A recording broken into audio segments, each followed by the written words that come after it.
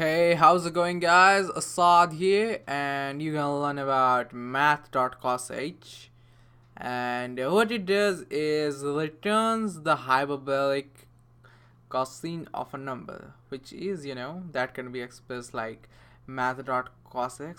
You maybe learn about that in the school. So, what we're gonna do is just log it on a console, use Math.cosh,